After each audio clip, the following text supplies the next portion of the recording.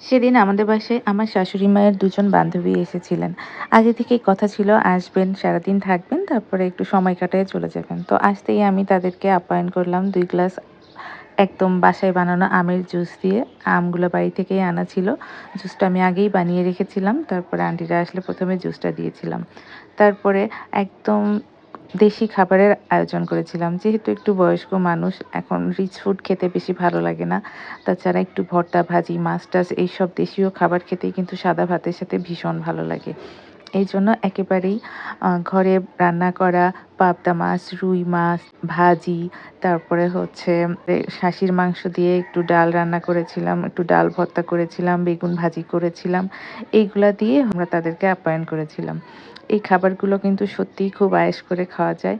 যারা একটু বয়স বেশি হয়ে গেছে তাদের কিন্তু রিচ ফুড খুব একটা ভালো লাগে না। এজন্য আমরা যখনই কাউকে দাওয়াত দিই বা কেউ আমাদের বাসায় গেস্ট থাকে, সবসময় আমরা সাদা ভাত রাখি এবং সাথে মাছের আইটেম এবং ২-১ টা ভর্তা ভাজি রাখার চেষ্টা করি। যতই রিচ ফুড থাকুক না কেন। কারণ সবার কথা মাথায় রাখতে হয়। বাচ্চারা যত রিচ ফুড পছন্দ করে, একটা বয়সের পরে কিন্তু অত ভালো লাগে না। এই যে দেখতে পাচ্ছেন এখানে হচ্ছে ডাল ভর্তা। এটা খুবই মজা হয়েছিল। আর ছিল বেগুন ভাজি, এই তো বেগুন ভাজি। আর অল্প কিছু সালাদ ছিল। আর এটা ছিল হচ্ছে শাক দিয়ে কুমড়ো বড়ি দিয়ে ভাজি। এই ভাজিটা কিন্তু খুবই মজা হয়। আপনারা যারা খাননি কখনো একবার ট্রাই করে দেখতে পারেন।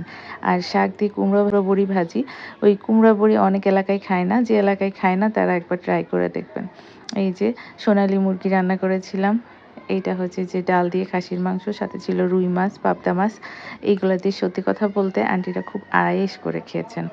সত্যি বলতে কি এইগুলাই খেতে ভালো লাগে। আর রিচ ফুড খেলে কিন্তু খেতে হয়তোবা ভালো লাগে, কিছুক্ষণ পরেই অস্থির লাগা শুরু হয়। যাই হোক, আর সাথে ছিল আমার শাশুড়ি মায়ের বানানো দই।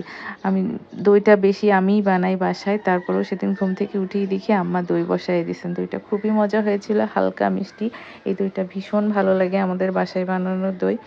আর আন্টিরা আসার সময় অনেক চকলেট নিয়ে এসেছিলেন, কারণ আন্টিদের ছেলেমেয়েরা সব দেশের বাইরে থাকে। তো আসার সাথে সাথে আমি আর মেয়ে এমনিই ৫-৬ টা করে খেয়ে ফেলেছি। তারপরে হচ্ছে এই কটাই ছিল, ভিডিও করতে মনে থাকে না, যাই হয় আর কি। সারাদিন থাকার পরে বিকেলের দিকে আন্টিদের অনেকগুলো ফল কেটে দিয়েছিলাম, চা দিয়েছিলাম আর দিয়েছিলাম এই যে বাসা ফিলেট এয়ার ফ্রায়ারে ফ্রাই করে। সাথে ছিল একটা সস। এই সসটার সাথেই এটা খেতে বেশি ভালো লাগে। এটা আমি ঘরেই বানাই। খুবই মজা হয়েছিল। তো তারপরে হচ্ছে আন্টিরা চলে গিয়েছিলেন। আর ভিডিও করতে মনে নেই, যেভাবে সাজাই গুছাই দিয়েছিলাম, তাড়াহুড়ো হইলে যা হয় একদমই ভুলে গেছি।